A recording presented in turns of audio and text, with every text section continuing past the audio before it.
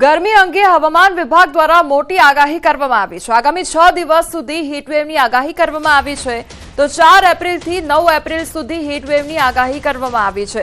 સૌરાષ્ટ્ર, કચ્છ, ઉત્તર ગુજરાતના જિલ્લામાં ગરમીની આગાહી કરવામાં આવી છે। 4 અને 5 એપ્રિલે કચ્છ જિલ્લામાં ઓરેન્જ એલર્ટ જારી કરવામાં આવ્યું છે, તો રાજકોટ જિલ્લામાં યલો એલર્ટ જારી કરવામાં આવ્યું છે।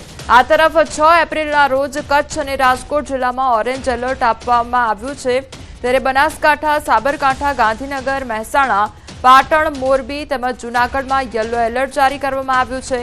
રાજસ્થાન, મધ્યપ્રદેશ, મહારાષ્ટ્રમાં 3 સિસ્ટમ સક્રિય થતા ગરમીનો પારો ઉચકાયો છે, તો આગામી સમયમાં હીટવેવની આગાહી કરવામાં આવી છે અને સતત 6 દિવસ માટે ભારે ગરમી પડશે તે પ્રકારની આગાહી કરવામાં આવી છે। તો હજુ પણ આગામી સમયમાં ગરમીનું પ્રમાણ વધે તે પ્રકારની આગાહી કરવામાં આવી છે, ત્યારે તમામ લોકોને સાવચેત રહેવા માટે અપીલ પણ કરવામાં આવી છે, કારણ કે જેમ જેમ દિવસ વીતશે તેમ તેમ ટેમ્પરેચર વધતું જશે। आज का जो पूर्वानुमान है, आने वाला अगले 6 दिन तक सौराष्ट्र कच्छ के लिए हीटवेव का वार्निंग दिया गया है और जो गुजरात का उत्तरीय क्षेत्र है उसके लिए डे 3 से लेकर डे 6 तक हीटवेव का वार्निंग दिया गया है। इसका मतलब 4 अप्रैल से लेकर 9 अप्रैल सौराष्ट्र कच्छ के लिए है और 6 अप्रैल से लेकर आपका 9 अप्रैल तक गुजरात का उत्तरीय राज्य की जो डिस्ट्रिक्ट है उसमें हीटवेव का वार्निंग दिया गया है। सौराष्ट्र कच्छ में जो डिस्ट्रिक्ट आ रहा है इसमें कच्छ डिस्ट्रिक्ट आ रहा है ऑरेंज अलर्ट में डे 1 डे 2 एंड जो राजकोट का येलो वार्निंग दिया गया है और जो गुजरात क्षेत्र की उत्तरीय क्षेत्र जो डे 3 से लेकर डे 6 तक हीटवेव का वार्निंग दिया गया है, इसमें बनासकांठा, साबरकांठा, पाटन, मेहसाना, गांधीनगर के लिए दिया जा रहा है। और जो हमारा तटीय क्षेत्र है सौराष्ट्र कच्छ और गुजरात क्षेत्र के तटीय क्षेत्र है, डे 1 से लेकर डे 6 तक हॉट एंड ह्यूमिड वेदर के लिए पूर्वानुमान है। और जो उच्चतम तापमान है गुजरात और जो सौराष्ट्र कच्छ क्षेत्र की जो एरिया है 40 से 43 डिग्री सेंटीग्रेड तक रहने का पूर्वानुमान है। કચ્છવાસીઓ ખૂબ જ સાવધાન રહેજો। કચ્છમાં 8 એપ્રિલ સુધી ગરમીનું ઓરેન્જ એલર્ટ જારી કરવામાં આવ્યું છે। આજે પણ કચ્છમાં ગરમીનું ઓરેન્જ એલર્ટ આપવામાં આવ્યું છે। આકાશી અગનવર્ષા, બપોર પડતા કર્ફ્યુ જેવો માહોલ સર્જાઈ ગયો છે, તો સતત ગરમીનું પ્રમાણ વધી રહ્યું છે, ત્યારે કચ્છમાં હીટવેવની આગાહી કરવામાં આવી છે। બીજી તરફ ઓરેન્જ એલર્ટ જારી કરવામાં આવ્યું છે, તો 8 એપ્રિલ સુધી કચ્છમાં ઓરેન્જ એલર્ટ આપવામાં આવ્યું છે। હવામાન વિભાગે જે પ્રમાણે હીટવેવની આગાહી કરી હતી તે જ પ્રમાણે કચ્છમાં છે તે આકરો તાપ વર્તાઈ રહ્યો છે। ગઈકાલની જો વાત કરવામાં આવે તો ગઈકાલનું તાપમાન 42.8 ડિગ્રીએ કચ્છનું પહોંચ્યું હતું, જે રાજ્યનું સૌથી ગરમ મથક ભુજ છે તે નોંધાયું હતું। એટલે ચોક્કસથી જે પ્રમાણે હવામાન વિભાગે 8 એપ્રિલ સુધી છે તે હીટવેવની આગાહી કરી છે, ત્યારે કચ્છમાં છે તે આકરો તાપ છે તે વર્તાઈ રહ્યો છે। લોકો છે તે ગરમીથી ત્રાહિમામ છે તે પોકારી ઉઠ્યા છે। બીજી બાજુ જો વાત કરી તો જાણકારોનું માનવું છે કે બિનજરૂરી છે તે બપોરના સમયે બહાર ન નીકળવું જોઈએ, વધુ પડતું છે તે ઠંડા પીણાનો ઉપયોગ કરવો જોઈએ, જેથી કરીને જે શરીર માટે છે તે જે આકરો તાપ લાગે છે તેનાથી લોકોને છે તે રાહત મળી શકે। એટલે ચોક્કસથી હજુ પણ 8 એપ્રિલ સુધી છે તે હવામાન વિભાગે જે પ્રમાણે આગાહી કરી છે ત્યારે કચ્છવાસીઓને છે તે આકરા તાપનો સામનો કરવો પડશે। મેહુલ સોલંકી, ન્યૂઝ 18 ગુજરાતી, કચ્છ। આ તરફ સુરેન્દ્રનગર જિલ્લામાં તાપમાનમાં સતત વધારો જોવા મળી રહ્યો છે। છેલ્લા 5 દિવસમાં લઘુત્તમ તાપમાનમાં 4 ડિગ્રીનો જ્યારે મહત્તમ તાપમાનમાં 3 ડિગ્રીનો વધારો નોંધાયો છે। ગુરુવારે મહત્તમ તાપમાન 43 ડિગ્રી પહોંચતા સુરેન્દ્રનગર જિલ્લામાં સૌથી વધુ તાપમાન નોંધાયું હતું। તારીખ 30 માર્ચના રોજ લઘુત્તમ તાપમાન 19.8 અને મહત્તમ તાપમાન 40.7 નોંધાયું હતું, જે ગુરુવારે લઘુત્તમ તાપમાન 23.4 સુધી પહોંચ્યું અને મહત્તમ તાપમાન 43 ડિગ્રી સુધી પહોંચ્યું હતું। આજે પણ ગરમીનો પ્રકોપ યથાવત રહે તેવી શક્યતાઓ સેવાઈ રહી છે।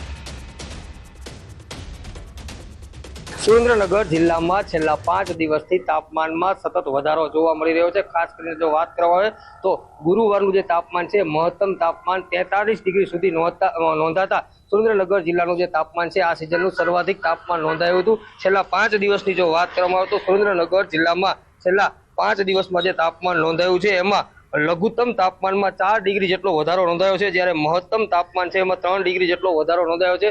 ગુરુવારનું જે મહત્તમ તાપમાન છે 43 ડિગ્રી સુધી પહોંચી ગયું છે, ત્યારે આજે આ તાપમાનમાં છે વધુ વધારો નોંધાય તેવી શક્યતાઓ છે. સુરેન્દ્રનગર જિલ્લામાં જે ઉનાળો છે એ આકરો સાબિત થઈ રહ્યો છે અને આગામી દિવસોમાં તાપમાનનો પારો છે વધુ ઊંચે જાય તેવી શક્યતાઓ છે. ખાસ કરીને આકરી જે ગરમી પડી રહી છે એના કારણે સવારના 11-12 વાગ્યા બાદ મોટા ભાગના જે મુખ્ય રસ્તાઓ છે તે રસ્તાઓ પર વાહનોની અવરજવર નહીવત જોવા મળી રહી છે. ખાસ કરીને આરોગ્ય વિભાગ દ્વારા પણ લોકોને બિનજરૂરી બહાર નીકળવાનું ટાળવા માટેની અપીલ કરવામાં આવી છે.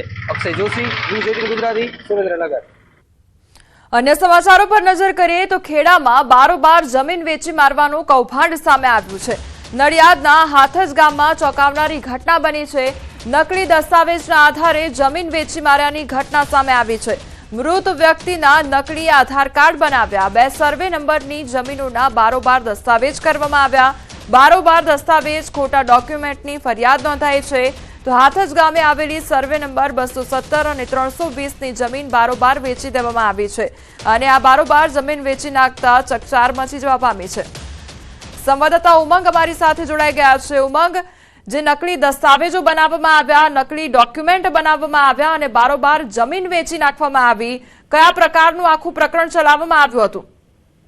બિલકુલ ચોક્કસથી કોમલ વાત કરો તો ખેડા જિલ્લાની અંદર વધુ એક વખત નકલી દસ્તાવેજનું કૌભાંડ બહાર આવ્યું છે. ખેડા જિલ્લામાં વારંવાર આ પ્રકારના નકલી દસ્તાવેજની ઘટના સામે આવતી હોય છે, ત્યારે નડિયાદ તાલુકાનું હાથજ ગામ છે અને હાથજ ગામની અંદર જ્યાં આગળ એક વ્યક્તિ છે આશીષ પટેલ, તેમને આજે 2 નડિયાદ રૂરલ પોલીસમાં ફરિયાદ દાખલ કરી છે.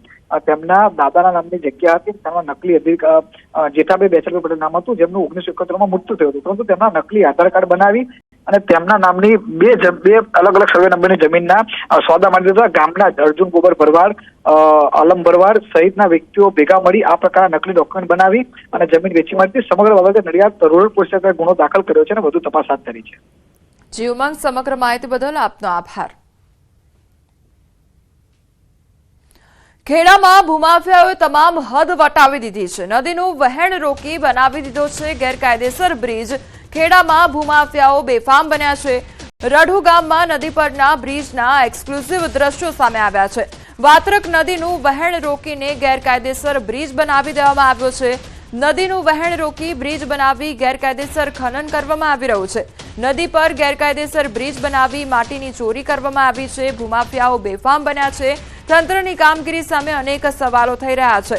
હજારો મેટ્રિક ટન માટીનું ખનન કર્યા બાદ તંત્રને બ્રિજની જાણ થઈ. ખાણ ખનીજ વિભાગની જાણ હતી કે નહીં તે એક સવાલ ઉદ્ભવી રહ્યો છે.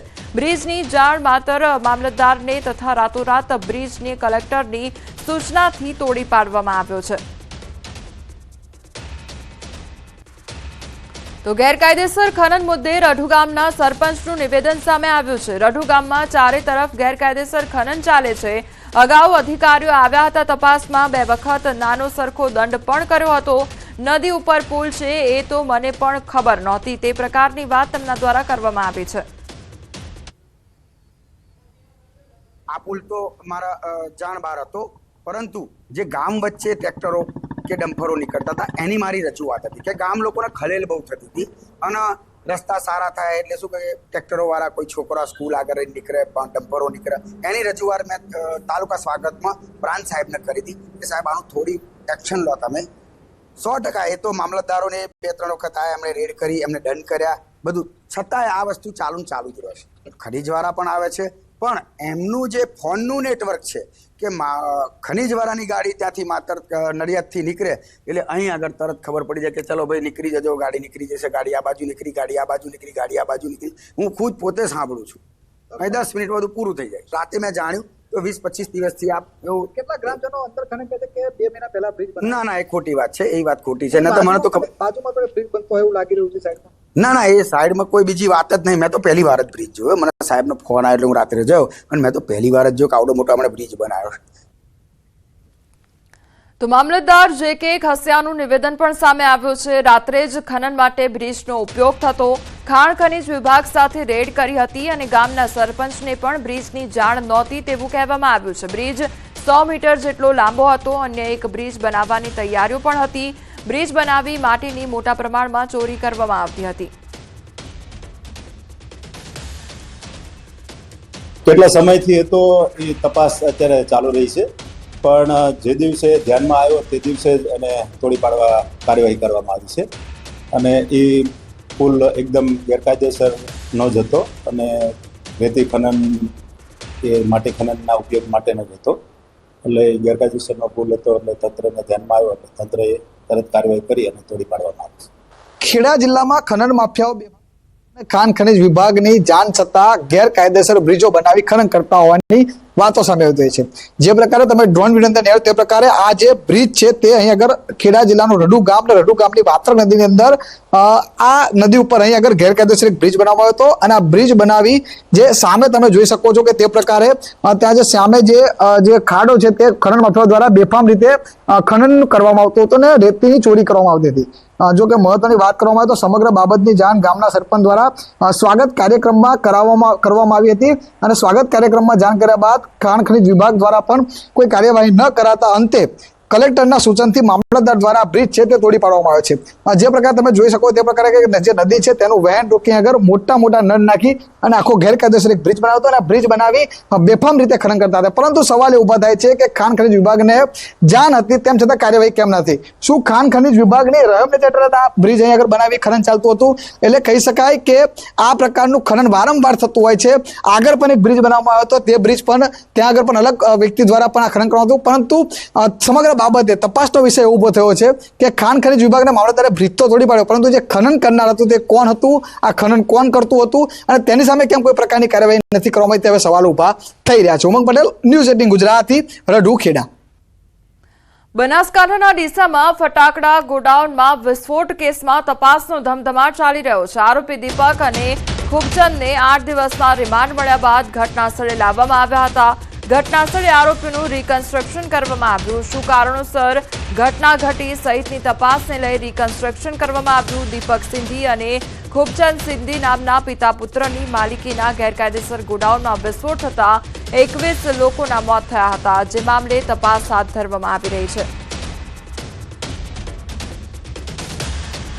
ડીસા જે ફટાકડાના ગોડાઉનમાં બ્લાસ્ટ થયો હતો તેમાં 21 લોકોના જે મોત થયા હતા। આ ગોડાઉનના જે માલિક હતા દીપક અને જે ખૂબચંદ, આ બંનેને અત્યારે લાવવામાં આવે છે। પોલીસ દ્વારા રિસ્ટ્રક્ચર કરવામાં આવી રહ્યું છે અને ખાસ કરીને જે પોલીસને પહેલા ફેક્ટરીથી 400 મીટર દૂર એમને ચાલતા લાવવામાં આવ્યા હતા, ચાલતા ફેક્ટરીમાં લઈ ગયા, હવે ફેક્ટરી પાછળ અત્યારે લાવવામાં આવ્યા છે। અત્યારે પણ આપ દ્રશ્યમાં પણ જોઈ શકો છો કે જે પ્રમાણે બંને જોડેથી વિગતો મેળવવામાં આવી રહી છે કે આ ફેક્ટરીમાં જે આ ગોડાઉન હતું તો ગોડાઉનમાં ફટાકડા કઈ રીતે બનતા હતા, કઈ રીતે આ બ્લાસ્ટ થયો, એ સમગ્ર મામલે અત્યારે તો વિગતો પોલીસ જે છે તે આ બંને આરોપીઓ પાસેથી લઈ રહી છે। જ્યારે પોલીસ આ બંને આરોપીઓને લઈને આવી ત્યારે આરોપીઓના પગમાં ચપ્પલ અથવા બૂટ પણ પહેરવા ન હતા અને તે ઉપરાંત આ બંને જે પિતા પુત્ર છે બંને લંગડાતા ચાલતા હતા અને અત્યારે તો આ સમગ્ર મામલે પોલીસ દ્વારા જે છે વધુ તપાસ હાથ ધરવામાં આવી છે। કિશોર તુવર, ન્યૂઝ 18 ગુજરાતી, બનાસકાંઠા। રાજકોટ મનપાના પદાધિકારીઓના વાહનો પર ગેરકાયદેસર સાયરન લગાવવાનો વિવાદ વકર્યો છે। આરટીઆઈ એક્ટિવિસ્ટે માંગેલા જવાબમાં ખુલાસો થયો છે। મનપાના પદાધિકારીઓએ સાયરન લગાવવા બાબતે મંજૂરી માંગી ન હોવાનું સામે આવ્યું છે। આ મામલે કોંગ્રેસના નેતા વશરામ સાગઠિયાએ સત્તાધારીઓને આડે હાથ લીધા છે। કહ્યું છે કે ભાજપના મિત્રો મોભો કરવા પોતાની સરકારી કાર ઉપર સાયરન લગાવ્યા છે, તો બીજી તરફ આ મામલે રાજકોટના મેયર નયનાબેન પેઢડિયાએ કહ્યું છે કે મારા પૂર્વેના પદાધિકારીઓની કારમાં પણ સાયરન હતું। આગળ જે પ્રમાણે સૂચના મળશે તે મુજબ કામગીરી કરવામાં આવશે। રાજકોટ મહાનગરપાલિકાના ભાજપના શાસકો જે તે સમયે એવો મને વાત કરી હતી કે રાજકોટના વિરોધ પક્ષના નેતાને ગાડી નથી આપી એટલા માટે વિરોધ કર્યો। હકીકતમાં એ નહોતું, મોટર વ્હીકલ એક્ટની કલમની જોગવાઈઓ મુજબ હું બોલ્યો હતો અને યારે ફરી નથી માન્યા। વર્ષોથી ગાડી ઉપર સાયરન હોય છે, એટલે એ સાયરન જે વર્ષોથી લગાવેલું હતું એ જ પ્રમાણે ગાડી ઉપર લગાવેલું છે। કમિશનર સાહેબ છે પદાધિકારી, એની ગાડીમાં વર્ષોથી જ્યારે પણ આ પદાધિકારીને ગાડી સોંપવામાં આવતી ત્યારે એની ઉપર હતું, જે અમારી ગાડી ઉપર પણ અત્યારે લગાવેલું છે। ઘઉંની હરાજી બંધ કરતા ખેડૂતોમાં રોષ જોવા મળી રહ્યો છે। કડીના છત્રાલ રોડ પર સરદાર કોટન માર્કેટની ઘટના, વેપારીઓ દ્વારા ઘઉંની હરાજી બંધ કરતા ખેડૂતોમાં રોષ જોવા મળી રહ્યો છે। કડી માર્કેટ યાર્ડના વેપારીઓ દ્વારા ઘઉંની હરાજી બંધ કરવામાં આવી તો વજન કાંટામાં તફાવત આવતા હરાજી બંધ કરવામાં આવી। પોલીસ કાફલો કોટન માર્કેટ ખાતે દોડી આવ્યો હતો। Kadi cotton market yard chairman director સહિતે પહોંચી મામલો થાળે પાડ્યો હતો। મામલો થાળે પાડી હરાજી શરૂ કરવામાં આવી તો ઘઉંના માલનો નિકાલ કરવામાં આવ્યો અને હરાજીમાં માલનો પોષણક્ષમ ભાવ ન મળતા કેટલાક ખેડૂતો માલ પરત લઈ ગયા હતા। તો ખેડૂતોમાં ભારે રોષ વ્યાપ્યો છે। બીજી તરફ હરાજી બંધ કરવામાં આવતા તે લોકો રોષે ભરાયા હતા અને ત્યારબાદ મામલો થાળે પાડવામાં આવ્યો હતો અને હરાજી ફરી એકવાર શરૂ કરવામાં આવી હતી। સમાચારોમાં આગળ વધીએ તે પહેલા રોકાઈશું એક બ્રેક માટે।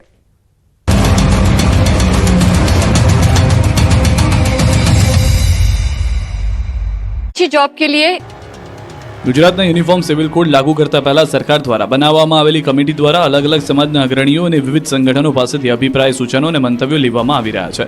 ત્યારે સુરતમાં યુસીસી કમિટીના સભ્યોની અધ્યક્ષતામાં જિલ્લા કલેક્ટર કચેરીએ બેઠક મળી હતી, જેમાં મોટી સંખ્યામાં વિવિધ સમાજના અગ્રણીઓ, સામાજિક સંસ્થાઓ, અલગ અલગ સંગઠનો તેમજ શહેરના ધારાસભ્યો, કોર્પોરેટર સહિત પૂર્વ સૈનિક હાજર રહ્યા હતા, જ્યાં તમામ લોકોએ સમાન કાયદો સમાન હક સાથે યુસીસીના કાયદાને સમર્થન જાહેર કર્યું હતું, જેમાં મુસ્લિમ આગેવાનોએ વિરોધ નોંધાવ્યો હતો। વિહિબ આગેવાને કહ્યું હતું કે હિન્દુ મુસ્લિમ એકતાની માત્ર વાતો કરવાથી એકતા આવવાની નથી, તમામ વ્યક્તિને એક સરખા હક અને અધિકાર મળવા જોઈએ। હવે કમિટી સરકારને આ અંગે રિપોર્ટ કરશે, જે રિપોર્ટના આધારે ગુજરાતમાં યુસીસીનો કાયદો લાગુ કરવામાં આવી શકે છે। જામનગરના સાયચા ગેંગના ગેરકાયદે ઘરો પર બુલડોઝર ફરી વળ્યું। બેડી વિસ્તારના સાયચા ગેંગે સરકારી જમીન પર કબજો જમાવ્યો હતો। ગેરકાયદે જમીન પર બંગલા, 11 પાક્કા મકાન બનાવી દીધા હતા। બેડી વિસ્તારના સર્વે નંબર 40માં આવેલી સરકારી જમીન પર દબાણો ખડકીને ગુનેગારો ગુનાખોરી કરી રહ્યા હતા। આ અંગે અનેક નોટિસ છતાં કોઈ દબાણ ન હટતા ગુરુવારે પોલીસ બંદોબસ્ત સાથે મહાનગરપાલિકાની ટીમ બુલડોઝર લઈને પહોંચી હતી। ગેરકાયદે બાંધકામો પર બુલડોઝર ફેરવી મકાનો જમીનદોસ્ત કરાયા હતા। એસપી પ્રેમ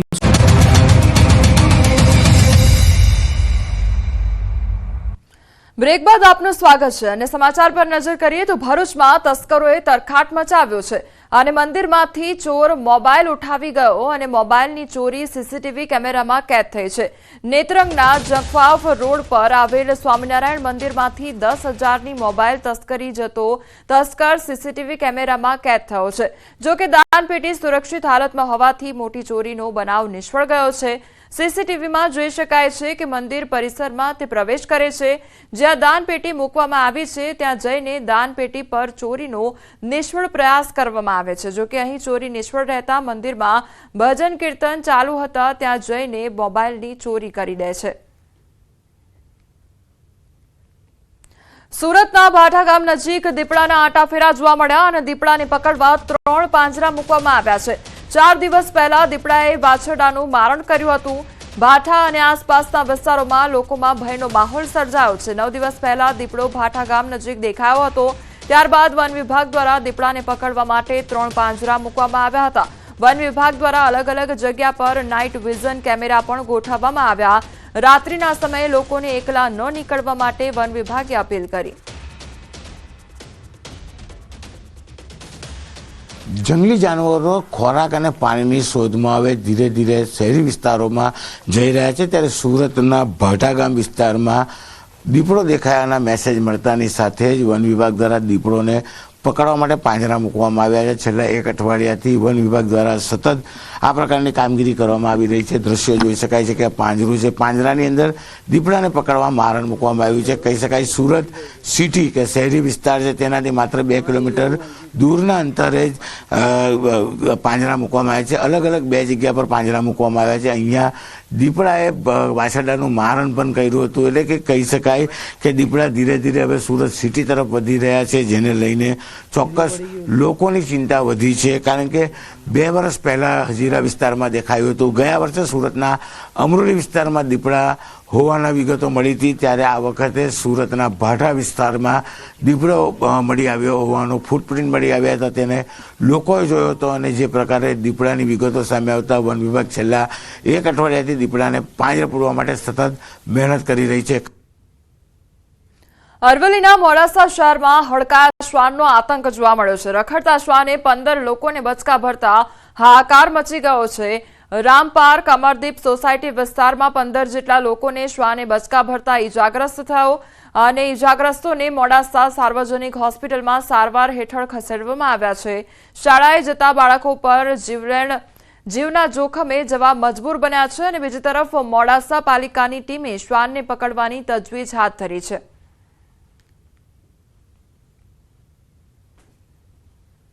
એક કૂતરું મારી ઘણી નજીક આવી ગયું.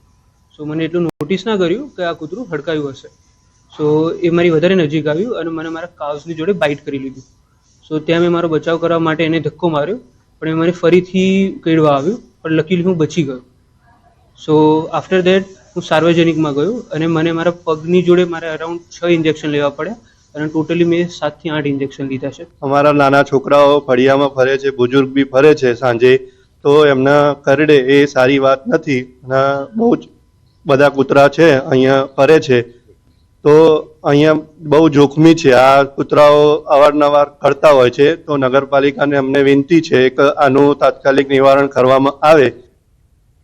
ભરૂચના મનુબર રોડ વિસ્તારમાં બિનવારસી કારે પોલીસ તંત્રને દોડતું કર્યું હતું. પોલીસે તપાસ કરતા અંદરથી બિનવારસી હાલતમાં દારૂનો જથ્થો મળી આવ્યો હતો. સ્થાનિકોને કારમાં ખોખા નજરે પડતા પોલીસને જાણ કરવામાં આવી હતી, જ્યાં વાહનને ખોલાવી તપાસ કરતા દારૂની પેટીઓ મળી આવી હતી. દારૂ ભરેલી કાર બગડી જતા બિનવારસી છોડી દેવાયો હોવાનું પોલીસે અનુમાન લગાવ્યું છે.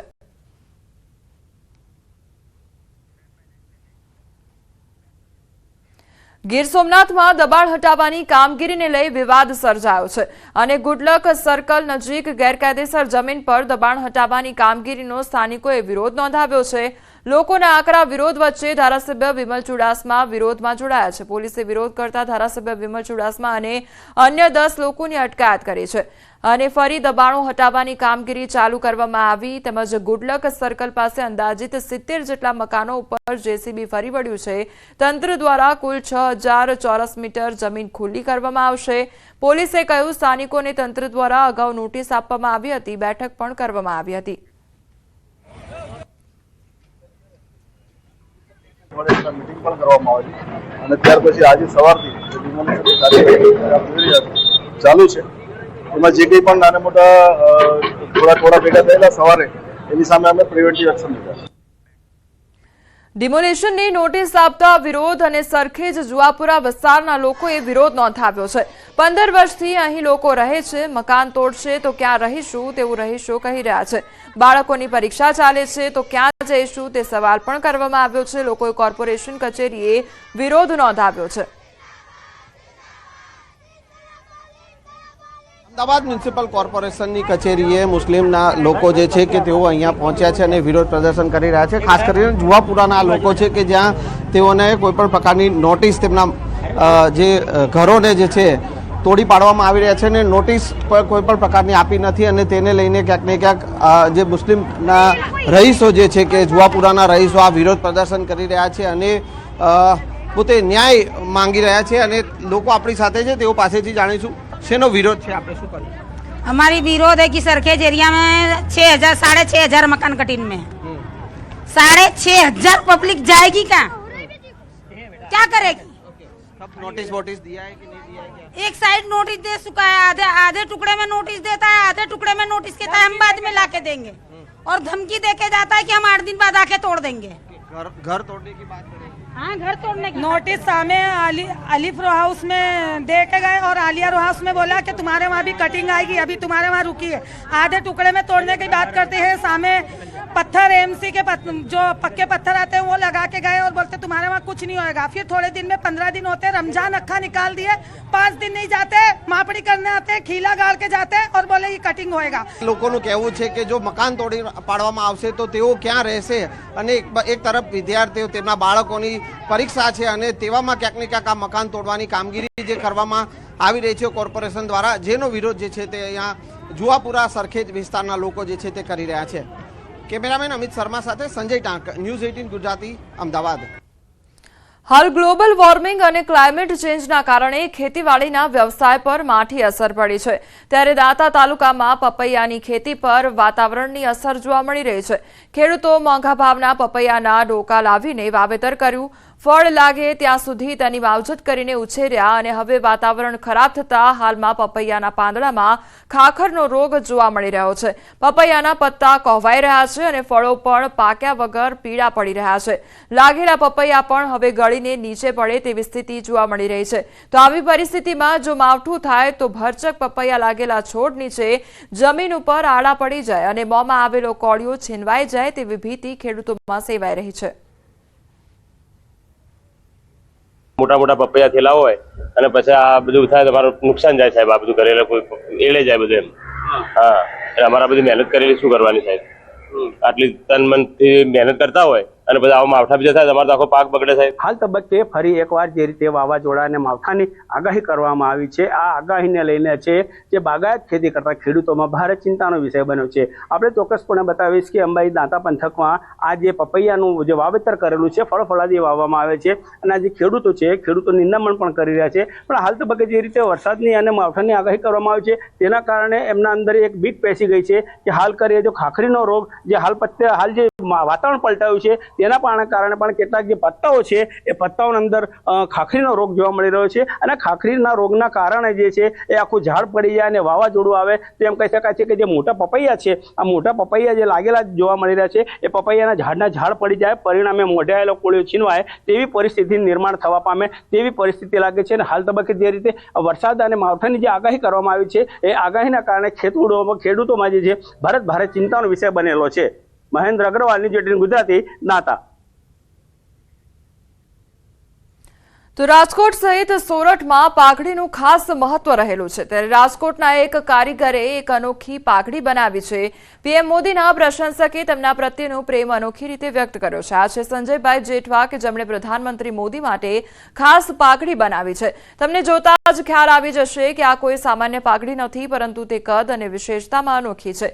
સંજયભાઈએ વડાપ્રધાનની ઉંમર, શાસન કાર્ડને ધ્યાનમાં રાખીને ખાસ આંટીવાળી પાઘડી બનાવી છે. તમે કહેશો એ કેવી રીતે? તો તમને જણાવી દઈએ કે પીએમ મોદીની ઉંમર 75 વર્ષ હોવાથી આ પાઘડીમાં 75 મીટર કાપડનો ઉપયોગ થયો છે. પીએમના શાસન કાર્ડને 10 વર્ષ થયા હોવાથી પાઘડીની પહોળાઈ 10 ફૂટ જેટલી છે. એટલું જ નહીં, પીએમ મોદી ભારતના 16મા વડાપ્રધાન હોવાથી પાઘડીની ઊંચાઈ 16 ઇંચની છે.